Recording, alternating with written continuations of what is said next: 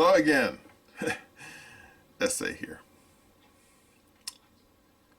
Way back in the 20th century, my first experience with George Lucas was his film THX 1138, which was actually an expansion of one of his student films back when he was at USC, which is not too far from where I live.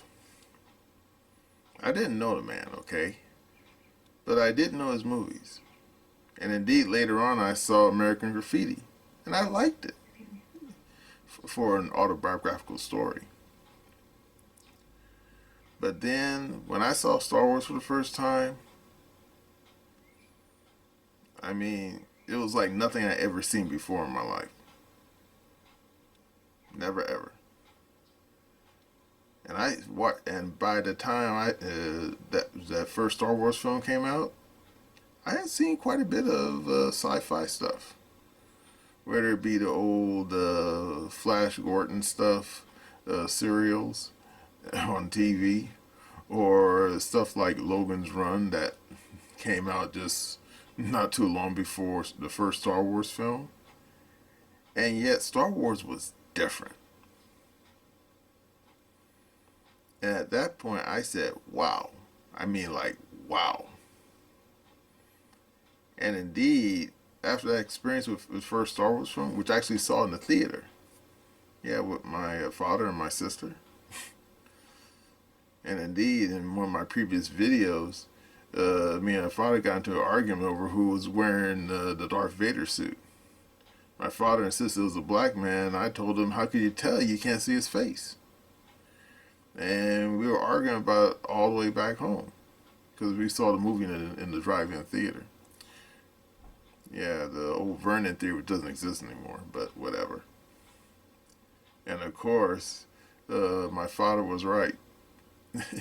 He could tell it was James Earl Jones' voice, even though it was actually Prowse, this English bodybuilder, actually was wearing the suit, but whatever. But after that experience, let's just say it kind of set the course for my life. Indeed, that was one of the reasons why I became a writer. Indeed, when I learned more about George Lucas, and I felt, man, this guy, he's really talented. And I thought, hell, if he could, write like that, why can't I? Mm-hmm. And of course, that first Star Wars film led to the whole Star Wars universe, to put it nicely. But then old George gave it all up for a plate of beans. And the people he gave it to didn't appreciate his legacy. Nope. But this video is not so much about George Lucas and the Star Wars legacy. It's about what's going on right now at Lucasfilm. Now, of course, some of you smart people probably already know quite a bit. But for those of you who are ignorant, yeah, well, old Jeremy from the Quartering, I'll show a little snip of a video that he made that gives you little details of current events happening at Lucasfilms. Okay, here we go. That's right. The entire fandom of Star Wars, the fandom, quite frankly, of, a franchise that doesn't get enough credit for being destroyed by Kathleen Kennedy, Indiana Jones. Today is a day for celebration. I think I have a beard hair in my mouth. Each like you leave on this video is one spit on the grave of Kathleen Kennedy at Disney. I don't care if they say that she's quote unquote stepping down. She was fired. She was asked to leave. They let her keep her dignity and say that she's stepping down. Her entire career at Disney was an unmitigated disaster. Her firing, her stepping down, her moving on. should be celebrated. There has been a million stories along the way about, her being fired, all of them clickbait. This one appears to be confirmed by multiple mainstream sources with multiple, articles to support it. So this is the real deal, Star Wars fans. Now the question is, will this save Star Wars? Well, it depends who they replace her with, doesn't it? It depends bigly on who they replace her with, because if they're like, oh, let's give it to another weirdo who's going to say the Force is female, right? I don't, are they going to say, oh, let's give it to Nia DaCosta? She did such a great job on the Marvels, right? Like, who can forget this picture? The Force is female. Where Comic Book Movie wrote, editorial, Star Wars: The Last Insult. Can a franchise alienate its core fans and survive? Well, we know the answer is no. Just some of the greatest hits. I think generally when somebody passes on or quits or whatever, or retires, right? We like to look back at their career. We like to look back at some of the things that they did during their life, right? Let's not forget Kathleen Kennedy wanted to, of course, confirm during the Acolyte that the Force was literally female, and that space lesbo witches created the children. The Acolyte makes massive retcon of Star Wars lore, reveals lesbo space witches created life from the Force long before Darth Plagueis. Well, of course they did. Strong, independent women of color always did everything first. This is, let's not even forget Reylo. And by the way, no hate to the actors and actresses in most of these, except for the Acolyte main actress, who was an insufferable twat, in my opinion. Like Daisy Ridley, this kind of stuff, like, they didn't write these scripts. Outside of Rogue One, in my opinion, Rogue One is the only Disney Star Wars movie worth watching. There hasn't been an Indiana Jones movie worth watching in 30 years.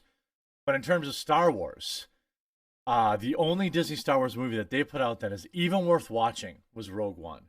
You could maybe say TFA, but like, that was a remake. Then we could go to The Last Jedi with Admiral Gender Studies. It was all downhill from a single show. The Mandalorian had a good thing going for one season. People forget that show was like the biggest thing on TV.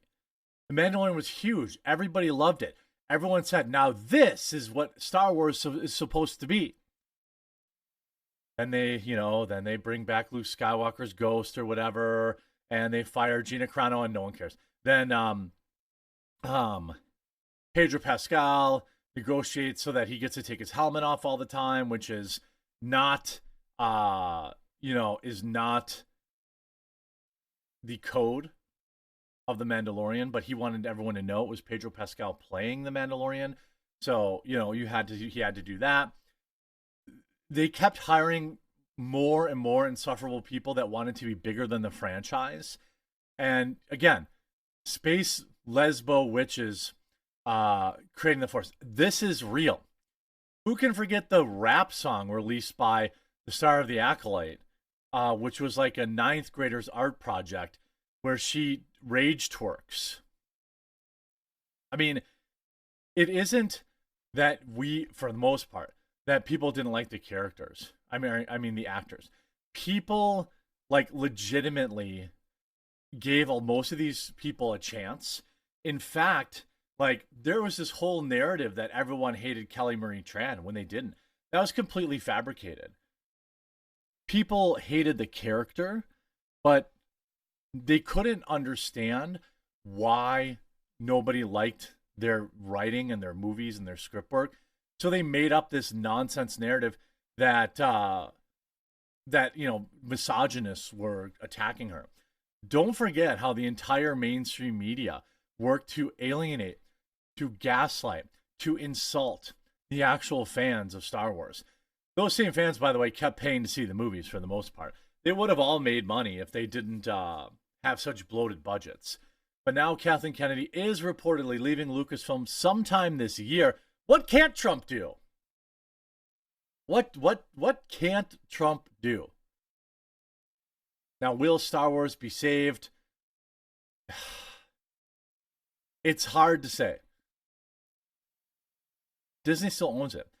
After more than a decade at the helm of Lucasfilm, destroying beloved franchises, by the way, Kathleen Kennedy is reportedly finally retiring, leaving Lucasfilm by the end of the year, according to a recent report by Puck News, and the Hollywood Reporter soon followed suit. So once the Hollywood Reporter, wrote about it, it was pretty clear that it was the real deal.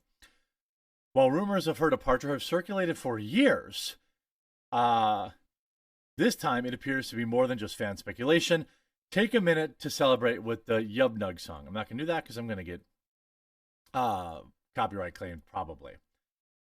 Yes, as fans rejoice over the potential end of what many view as a disastrous tenure, there's the harsh truth that must be acknowledged that Kathleen Kennedy may be leaving Lucasfilm, but the damage she inflicted on Star Wars will linger for years to come. Let's not forget, a lot of people thought, oh, Dave Filoni, he's so great. I think a lot of the shine was worn off that. I mean, Dave Filoni, if he's so great, why did they make The Acolyte? Why did The Mandalorian go down the tank? There's innumerable examples of Dave Filoni sucking at his job. So I don't know if they're going to end up replacing her with Filoni or whatever.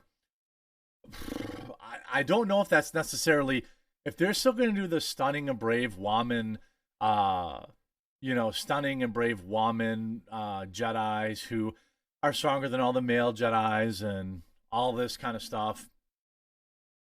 It's not going to help. When Disney purchased Lucasfilm back in 2012 for $4 billion, Star Wars became the most valuable and evergreen franchise in cinematic history. It had defined generations, inspired by countless stories, and built a cultural legacy that seemed unshakable.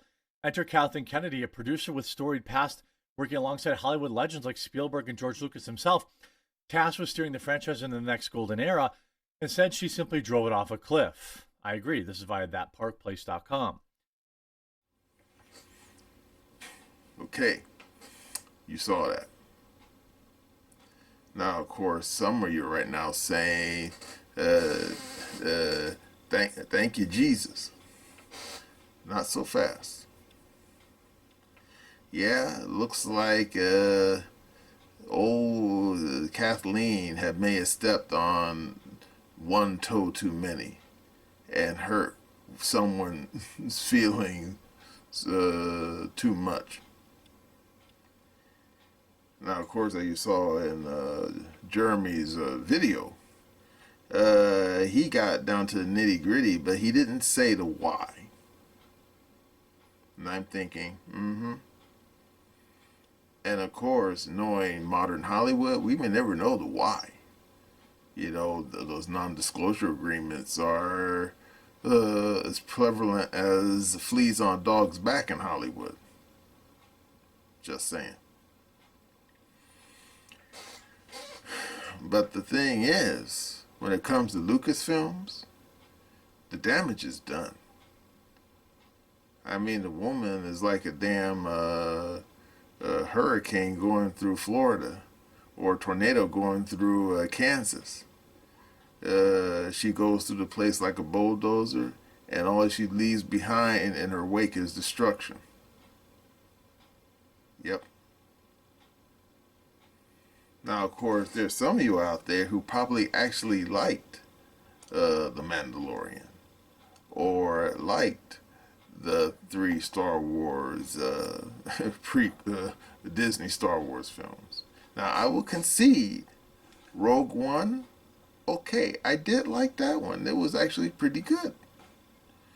But that's the only thing I could say nice about anything that came out of Star Wars, out of Lucasfilm after Disney took it over.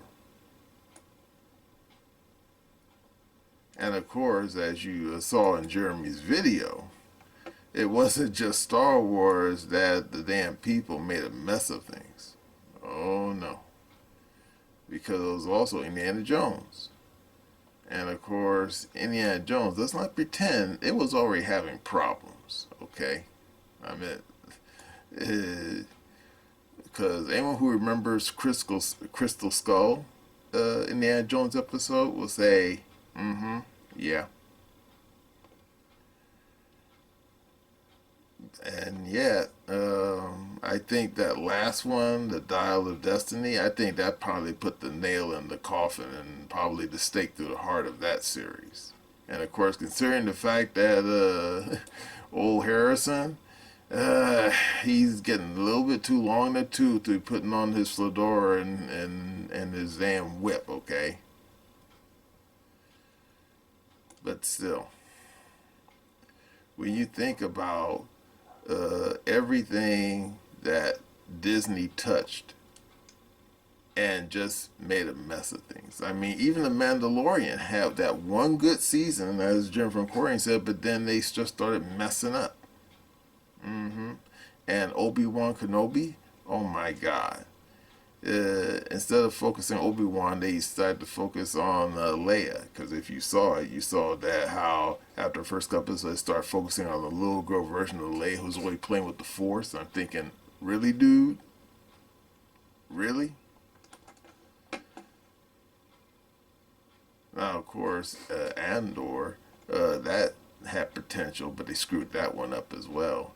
And the same thing with Ahsoka. Even though people like the Ahsoka character, but what can you say?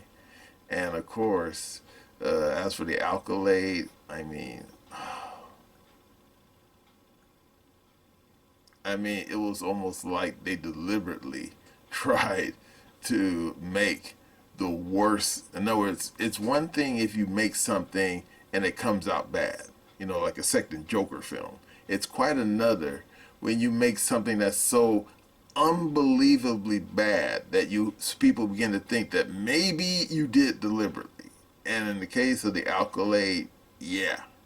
You have to be pretty bad at your job to make such an unbelievably unwatchable Star Wars program like the Accolade, unless you were doing it deliberately. Just saying. And of course, it wasn't just Star Wars these people were playing with. Good Lord. There was just so much stuff that Lucasfilms had touched. And wait for it, you ready? There was so many projects that were not finished. And you say, what? Yeah. Indeed. Even though Kathleen hasn't left the building yet, according to the actual computer, supposedly they have a Mandalorian film that's already lined up, haven't been released yet, for next year. And then, oh my God, they have remember that guy Watiki, that goofy guy that made all those goofy Thor films? Yeah, apparently they gave him director's chair to make his version of Star Wars. When? Unknown. But it's in the pipeline. And of course, Ryan Johnson, the bomb thrower, they're going to give him a second bite at the apple as well. And then another fella, some guy named James Marigold, supposedly they're going to give him a chance to make a Star Wars film along with Dave Filoni as well. And then supposedly going to be making a standalone Lando Calrissian film, as well as a film based on the video game Rogue Squadron. Yeah, they have all these films all in the pipeline. When they're going to be finished, I don't know. And then supposedly they're going to have another standalone Star Wars film on top of the other one, supposedly scheduled for 2 years from now. And of course, with the cat, like I said, with Kathleen going out the door, there's a big question about any of these projects going to go through now. Now, of course, Jeremy in his video said that Star Wars might be salvageable, but I'm thinking after almost 50 years, maybe not. Because as Francis Urquhart once said in House of Cards, nothing lasts forever. The most brilliant, most glittering rain must come to an end someday. And I guess in the case of old George's baby, I guess it's time to put Star Wars to bed for good. And that's a shame. But of course, at least Lucas still has his museum, doesn't he? Yeah. His film series has been completely disrespected, but at least that big mausoleum that he's building in his honor, at least that'll keep him warm at night, I suppose. And of course, as you saw in Jeremy from the Quartering's video, there's a question about who's going to replace Kennedy. And I'm thinking at this point, does it really matter? I mean, as long as the wokesters are running the damn roost that damn Disney Incorporated, don't expect someone who is level-headed and just wants to tell good stories to take over that damn thing. In fact, I wouldn't be surprised if they take one of Kathleen's underlings and put them in charge.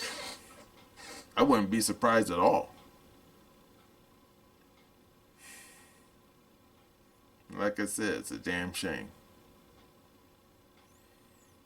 But of course, we don't know what the future holds for all of us.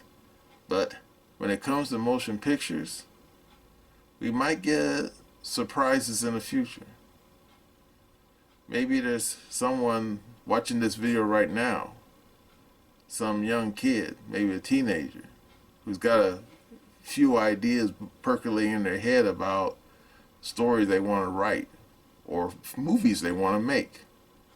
And maybe that kid will make the next great motion picture adventure.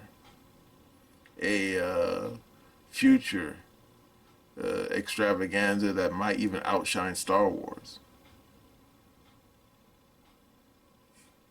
Yeah. God willing, maybe that will happen. Now, of course, some of you right now thinking, man, this sounds like a wake. And you know what? Probably is. Because despite the optimism coming out of old Jeremy, I don't think we can resuscitate Lucas's legacy. It's gone. Ashes to ashes, dust to dust.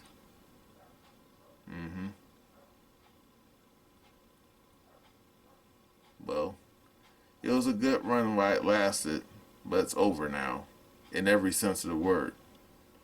And I guess people who enjoy movies, good movies, and enjoy being entertained, guess we have to move on to something else. And God willing, something better. Just a quick reminder to all of you that my short story, The White Cat, is still available on Substack. The links are down below in the description. Join Margot Thompson, a beautiful stage actress and recent widow who finds salvation in the form of a white cat during a night of terror. And while you're looking up my oddball thriller, my book series, Glitch, is still available on Amazon, Barnes & Noble, and other bookstores. The links are down below in the description. Join Ike and Sandra, a reluctant jewel thief and a kidnapped teen model who are on the run from the law across the American Southwest. And as for the wokesters over there at Disney, and let's not pretend Kennedy wasn't there over at Lucasfilm by herself. She had a whole bunch of cadres there with her. Let's just say that in the words of Dr. Zayas from the first Planet of the Apes film,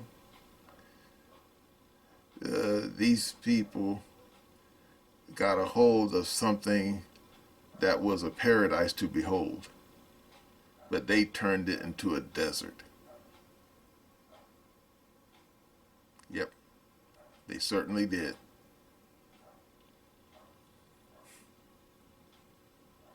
Well, that's all I got to say about George Lucas and his legacy of Lucasfilms and what the future may behold for it. And that's my opinion.